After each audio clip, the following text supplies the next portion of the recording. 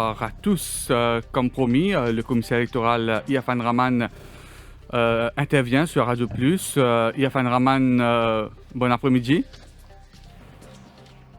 Petit souci de communication, bien sûr, Iafan Rahman qui pour répondre pour la première fois à une critique qui finit, une anomalie qui finit décelée lors de l'exercice de recount pour la circonscription numéro 19. Je rappelle, finit au moins 3 anomalies. Donc, Iafan Rahman qui est avec nous. Iafan Rahman, bonsoir. Bonsoir. Alors, un commentaire général d'abord sur cet exercice de recount. Finalement, l'élection d'Aven est confirmée avec 80 voix d'écart. Et depuis le jugement de la Cour suprême, la commission électorale ou même le commissaire électoral finit retrouvé sous pression. Est-ce que c'est un soulagement sur le plan personnel après ce recount d'aujourd'hui? Bon, moi, je vais vous dire pour moi personnel, parce que pour nous faire ressortir, Banawaz, c'est très important, que le commissaire électoral lui-même, il ne travaille dans un vacuum. Il travaille avec un collaborateur, en premier lieu de bureau, tout un fonctionnaire, et aussi un millier de fonctionnaires dans l'école, dans toutes les circonscriptions de l'île Maurice et à Rodrigue. Donc, c'est tout un fonctionnaire, uniquement les fonctionnaires qui travaillent. Donc, on va penser de certaines mesures. L'honneur et l'intégrité des fonctionnaires et mon bureau, surtout mon bureau, il restaurer un peu par tout le temps, moi, je dis, si vous vous rappelez bien, moi, j'ai une plateau 2017 avec Jack Dish, et moi, je dis qu'il y a un grand pas à franchir entre l'erreur humaine et la fraude électorale. Et nous tous nous connaissons, quand nous donnons un recount, nous parlons de fraude, nous parlons d'erreur humaine. C'est pourquoi nous donnons un recount. Et dans toute démocratie qui se respecte, un candidat gagne ce droit à la Cour suprême pour demander un recount s'il est pensé finir aérien dans la cantine. Ça, c'est le droit le plus légitime, et les bons qui disent comme ça, les bien comme ça. Et donc, les bulletins ont parlé encore une fois, et nous trouvons que les cas ont changé beaucoup par 10 à peu près, et encore une fois, nous avons factoré l'erreur humaine dans ce travail. Parce que tout compte est fait manuellement. Il faut nous faire ressortir. Pena machine, pena IVM, pena aucun système que nous faire compter dans mon ordinateur. Tout système, c'est manuel, quand on fait pareil aujourd'hui encore. Et aussi, c'est important de ressortir que le recount d'aujourd'hui à la Cour suprême, c'était par le master, registraire et des députés, et aussi par les fonctionnaires, tout le monde est fonctionnaire encore aujourd'hui, et ils ont travaillé, quand ils ont travaillé dans le passé pour la commission électorale, dans les élections générales. Alors, il faut vraiment ou peut dire erreur est humaine. Les bulletins ont parlé. En effet, les bulletins ont parlé parce que une explication qui, moi, en tant que journaliste et un citoyen qui n'écoute, qui ne suivent le Radio Plus et qui vient de passer, comment ce bulletin du numéro 1 atterrit dans les ballottes du numéro 20? Les bons, Jean-Luc, Jean-Luc, les bons connaît que le commissaire électoral n'est pas capable dans 250 bureaux de vote. Le commissaire électoral appointe 21 returning officers qui travaillent et des milliers de fonctionnaires qui ne passaient dans le voting room. C'est seulement à la police de faire une enquête. Mais nous vous rappelons dans le temps que c'est gagné 3 ou 4 bulletins, un a pour lui, un a Rosil même, dans le numéro 19 même, qui s'est trouvé autant que je me rappelle dans le jardin Balfour, et ça a été remis au prêtre de l'église de Bassin, et aussi un autre bulletin encore dans notre circonscription. Donc, nous connaissons dans 3 ou 4 bulletins qui sont sortis, et vous pensez qu'il est très grave, et risquement, vous finissez cause des cours, moi, pour causer comme cette police, et nous pouvons cause aussi la USC, qui besoin d'une enquête policière approfondie. Pour moi, il y a un bulletin de trop, il y a un intrus dans le numéro 19. Et vous avez fait une enquête approfondie pour connaître qu'il va y avoir des fautifs. Est-ce qu'il est capable d'identifier qui commence dans le processus électoral? C'est ça qui est dangereux. Oui. Est-ce qu'il est capable d'identifier sa bulletin-là, la personne? Maintenant, la police fait le travail. On connaît encore une fois, quand on finit contre bulletin de recount dans la Cour suprême aujourd'hui, tout un bulletin réel scellé en quoi SMF. Donc, nous vous éventuellement à la police faire une déclaration et pour capable ouvrir les boîtes à la SMF, vous avez un ordre de la Cour suprême. Nous ne pouvons pas ouvrir par nous-mêmes. Mais il y a Fan Rahman, à chaque fois, vous dites qu'il y a le cas référé à la police. Dans le passé, il y a pas mal d'enquêtes policières qui nous verrent ça mène problème-là. Mais jamais trouve la lumière au bout du tunnel. Nous ne connaissons pas ça mène l'enquête-là aboutit à quoi? Monsieur, nous sommes d'accord avec vous, mais malheureusement, pas moi qui vais à l'enquête.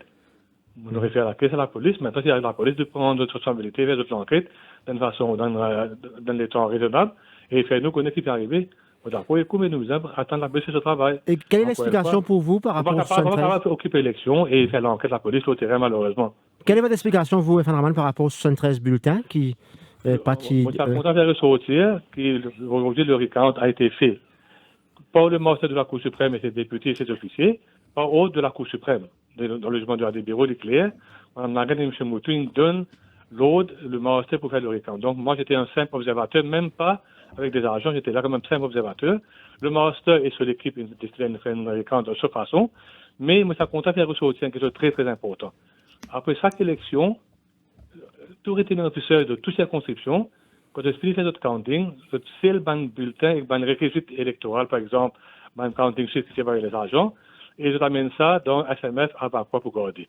Pour le numéro 19, le retenir officiel avait quitté 40 boîtes scellées à la SMF.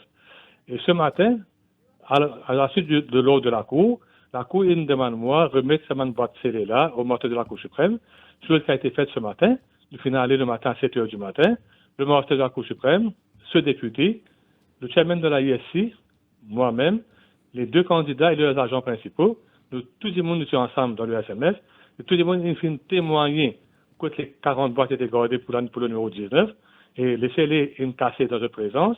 Donc, les bons nous ressortir dans SMF, il y a 3 cadenas. Un cadenas qui est en possession de ma possession personnelle, un cadenas en possession de M. Abakar, le chairman de la ISC, et un cadenas pour le commandant de la SMF. Et en présence des deux candidats à des bureaux que l'on avait lu et leurs agents, la SMF procède à casser les et nous ouvrir les cadenas chacun pour lui, pour moi, nous ouvrir moi, pour le commandant M. Abakar et pour le SMF. Et là, tout le monde rentre dans le guard-room, il identifie les 40 boîtes, qui c'est pour le numéro 19, et nous finissons remettre les 40 boîtes en tant que telles, as is, au master de la Cour suprême, et là, ça revient pour lui, et maintenant, la take over les opérations. Alors, Yafan Rahman, il y a deux bulletins qui partent dans le sceau de la commission électorale qui ne retrouvé lors du recount. Et comment ça va arriver? Est-ce qu'il presiding officer va faire ce travail? Est-ce qu'il est confirmé? C'est maintenant qu'il va attendre ça. Mais il va me faire ressortir que dans le règlement, je vous montre au règlement là, il y a comme ça un bulletin pénal validité, code pénal officiel marque, ça veut dire le M-Bosser. Pas le sceau de la commission électorale, c'est le M-Bosser. Et chaque M-Bosser a une circonscription différente. OK? Et la loi dit dans la loi qu'un bulletin n'est pas capable de compter si pénal ça cela. Donc, la loi prévoit ça, capable, encore une fois, manque de vigilance, encore une fois, il n'est pas capable de pas s'y poser. Il n'est pas supposé arriver, malheureusement, du monde pas faire de travail, comme bien malheureusement, quelquefois, tout bulletin est dans un sceau. Et on va se au courant, c'est que maintenant, on va entendre à la radio maintenant, personne n'a pas d'information à l'école. Alors, et donc l'équipe légale de la candidate Jenny Adebiro peut dire qui je peux contester encore une fois, donc contester d'ailleurs officiellement pour dire que c'est pas normal après tout le monde ce qui est arrivé là et qui elle proclame malgré tout donc la cour qui donne un mandat pour elle proclame résultat a été faite suite à un ordre de la Cour suprême. Exactement. Et le master, moi, comme je vous dis encore une fois, c'était un simple observateur aujourd'hui dans les procédures. Mais vous demeurez le commissaire électoral par expérience, quand il y a une nouvelle contestation, quelles sont les procédures? On est juste de décider. C'est pas à moi de venir faire une réaction à chaud maintenant à la radio, quand qu'ils ne vont pas couvrir tous les faits, malheureusement. Alors, éventuellement, le terrain là. Pour Navin Ramoulam, il est clair qu'il fait une fraude électorale quand il peut coller cette anomalie là. Donc, il peut dire que c'est carrément fraude électorale par erreur humaine. Comment on réagit à ça? M. Ramoulam, il connecte pendant la journée aujourd'hui, il connecte régulièrement. Quand il y a une pétition électorale, il peut venir lui-même pour le numéro 10 dans quelques jours. Si vous savez, permettez-moi, on ne va faire aucune observation là, par respect pour les institutions et surtout par respect pour la Cour suprême. Mais l'opposition peut lancer un appel, peut dire Yafan Rahman, dans les autres pétitions qui peuvent venir en cours, peut dire pas objecter à une demande de recount et assurer le fair play et laisser recount faire. On assure le fair play aujourd'hui. Oui. Et maintenant, chaque pétition vous décider pour ce propre fait. Chaque pétition a son propre avènement spécifique qui nous vient décider en temps et lieu. On n'est pas capable de donner une explication à l'opposition par les médias. Quand un cas est dans la cour, on va espérer comprendre l'opposition. Notamment, vous êtes le magistrat à la cour intermédiaire. C'est en cours judiciaire, le numéro 2 de la Cour suprême aujourd'hui. Et il est bien respectueux envers la Cour suprême. Moi, je suis content, pas plaide nos affaires à la radio. Alors, là, au début de l'intervention, il faut dire que l'intégrité de la commission est restaurée avec ce qui se passe aujourd'hui. Mais n'empêche les fonctionnaires qui travaillent à Rosier surtout, et ils vont me faire ressortir que 75% des officiers qui travaillent au numéro 19 habitent dans la circonscription. Vous d'accord avec moi néanmoins, Efan Raman, qui conjuguait tout ce qui nous passait, l'anomalie aujourd'hui qu'il trouvait, et que ce qui finit après les élections, et la commission électorale vraiment mérite donc une cure de crédibilité. Comment la commission envisage de faire ça pour que tout le monde reprenne confiance dans la commission? Malheureusement, pas répondre à toutes les questions, mais pour répondre à pas quelques questions, c'est nous allons dire quelque chose après une question électorale, s'il vous plaît. Oui, peut-être une dernière question, Efan Raman. Je suis bien clair au début, qui me semble bien attendu qu'il me dit à la radio. Oui. Moi, je connais, pas que M. Président en 2017 maintenant, puis à la raccroche quand même maintenant, malheureusement. Allez, peut-être une dernière question, Efan Raman. Après tout ça, anomalie qui nous trouvait là, quelles leçons tirées de ça et par rapport aux prochaines élections, est-ce qu'il n'y a pas besoin d'être bien, du monde qui travaille dans l'élection, du monde qui recrutait à la dernière minute, du monde qui peut-être dans l'expérience? Oui, surtout quand on dit que tout le monde peut faire ce travail correctement. La plupart du monde qui travaille dans le numéro 19 pour le quarantine étaient des gens qui nous checker et qui travaillent de le passé. Des gens qui nous remplaçaient, c'était surtout des gens qui travaillent dans des aides, etc. Mais seulement, bien sûr, tout le temps, nous disons dans nos briefings, la rigueur et la vigilance sont les deux maîtres mots pour les élections. Par rapport à prendre l'élection petit bonheur, ça tout le temps nous dit aller et tout le temps nous répéter tout le temps qu'il dit bien comprendre une élection bien faite avec beaucoup de rigueur et de vigilance. Oui. Et Rodrigue. Que M. Morgan, le magistrat Morgan de la Cour des médias, le returning officer de numéro 19, et pas sa première participation, il fait le returning officer à 5 reprises au moins. Donc, il y a un returning officer qui est chevronné, qui n'a l'expérience derrière lui. Ils vont nous faire ressortir, qui n'est pas une démon qui nous prend, mais aujourd'hui, nous mettons là pour travailler aujourd'hui. Est-ce qu'il t'a posé une élection, M. Morgan, pour returning officer? On va trouver qu'il fait de mal, mais on va nous prendre. Nous avons un grand problème de returning officer, M. Norbert, et pas que les gens ne pas travail maintenant. Malheureusement. Une dernière question, nous sommes dans le plateau. Donc, M. Daou, qui ne travaille pas pendant longtemps, il a une grande expérience. Il paraît choqué par rapport à plusieurs anomalies qu'il notait. Ou par expérience. Monsieur, dans le film, je ne vais pas dire encore une fois, malheureusement, je ne vais pas préparer pour M. Daou à la radio. On a plusieurs questions dans la coupe, une demain matin. Il n'est pas bon de me manquer sa cour avec M. dans le film à la radio, s'il vous plaît. Et Rodrigue, élection pour faire, envoyer. Une très bonne question. Moi, je suis content que ce n'est pas moi qui prends la décision. Nous attendons les autorités mauriciennes et rodriguaises décider comment la situation peut évoluer à Rodrigue. Et moi, j'espère que je vais prendre une décision très vite, me penser. En tout cas, merci Efan Raman de nous accepter quand même à répondre à une question. Merci, M. Joël-Paul. Oui, merci beaucoup. Et donc, vous venez répondre en exclusivité à une nouvelle question parce qu'à 17h, M. Raman, pour face à la presse, donc Méline d'accord pour répondre à une nouvelle question. Donc, il y a beaucoup de questions qui peuvent poser depuis l'exercice de ce matin. Oui, mais il y a une affaire qui dérange Jean-Luc et Jagdish. Trouve bulletin dans un débat fou, trouve bulletin dans un niveau, je parle de ça, et là, aujourd'hui, bulletin numéro 1 retrouvé dans le numéro 19. À chaque fois, nous pouvons faire le cas à la police. Mon fils connaît tout ça, l'enquête-là. Il a mené. Est-ce qu'il est capable d'identifier, jamais, à mon avis, pas une récit identifier un djimoun qui prend bulletin l'école, il amène ça en déo.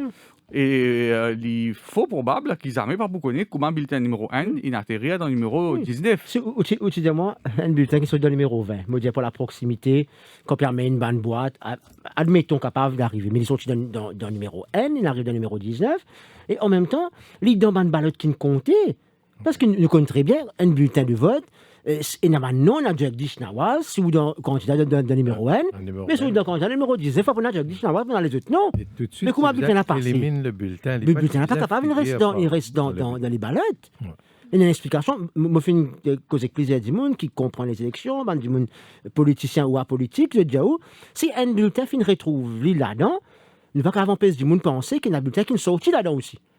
Donc, maintenant, c'est à la commission électorale de rétablir. C'est un test de crédibilité, aujourd'hui, parce qu'il y a du monde pour voter demain, prochaine élection, il prend en tête ce qui ne passait, il demande est-ce que c'est l'exercice démocratique pour être pris en considération, il ne connaît pas 73 bulletins, aujourd'hui, il ne connaît pas qui était. Ouais. Il est invraisemblable. D'ailleurs, M. Raman reconnaît que c'est grave. Ouais. Tout le monde a invité le plateau, fin de dire que c'est extrêmement grave. Même Alvin Colin Davelou, qui n'est lu, il dit c'est grave. Qui ne contestait d'abord, au départ, quand il n'a pas de 73 bulletins qui manquaient. Donc, aujourd'hui, c'est vrai qu'au niveau du numéro 19, Alvin Colin Davelou, il reste le candidat élu à la 3e place, mais n'empêche qu'il y a beaucoup d'éléments qui viennent entacher cela et qui nous peinent à l'explication ce cas aujourd'hui. Ouais. Moi, j'ai envie de comprendre, en tant que journaliste, en tant que citoyen, comment ça bulletin numéro 1 là vient de sa ballotte là. Ouais. Moi, je peux dire qu'il y a une fraude, comme on a vu dans Angoula, moi, je peux dire qu'il y a une magouille, mais mon envie comprend. Une explication est nécessaire, là. L'enquête policière pour dire où, Jean-Luc? Ben, espérer, en tout cas, qu'une enquête policière vienne nous ça. L'enquête là finit après prochaine élection générale.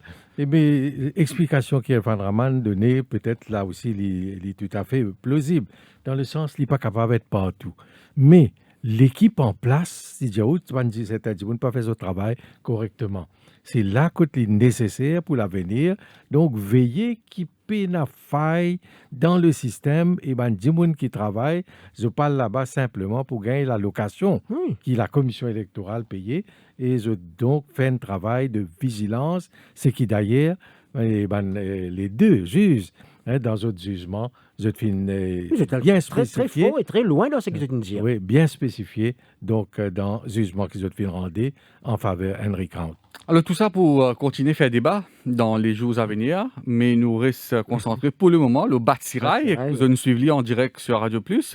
Maurice fait une passe en classe 3 et Batsirai fait une légèrement intensifiée à 4 heures, il est environ 410 km de Maurice et il peut adopter une position, une direction entre sud-ouest et sud-sud-ouest.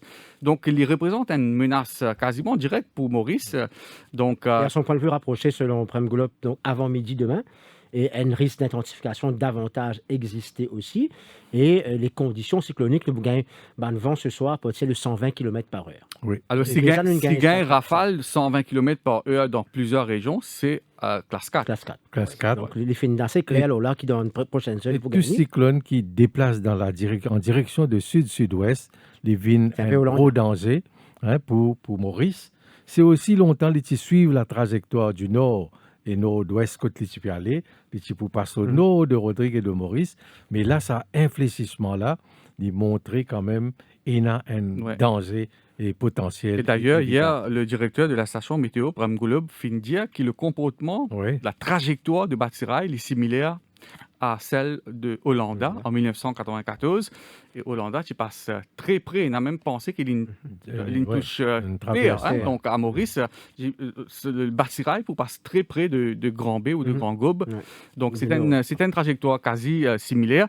Là, les cyclones tropicales, il est capable d'une cyclone tropicale intense dans les heures qui viennent. Dans les prochaines heures, exactement. Reste branché le Radio Plus. Vous êtes capable de suivre tout ça. De toute façon, la rédaction de la radio mobilisée pendant toute la nuit nous pour tenir les autres informés et pour nous amener une flash d'infos chaque temps. Et bien sûr, nous vous prenons l'antenne quand besoin pour nous autres latest news. Merci Jean-Luc. En tout cas, Nawaz, la rentrée des classes toujours en cours, en ligne, hypothétique, en ligne. Et c'est dommage. La ministre de l'Éducation retrouve l'idée d'un cyclone sanitaire et maintenant, aujourd'hui, d'un cyclone climatique. Oui, mais définitivement, il n'y aura pas d'école demain, donc avec les conditions cycloniques. Restez branchés et bonne écoute sur nos ondes. Radio Plus, la radio arc-en-ciel.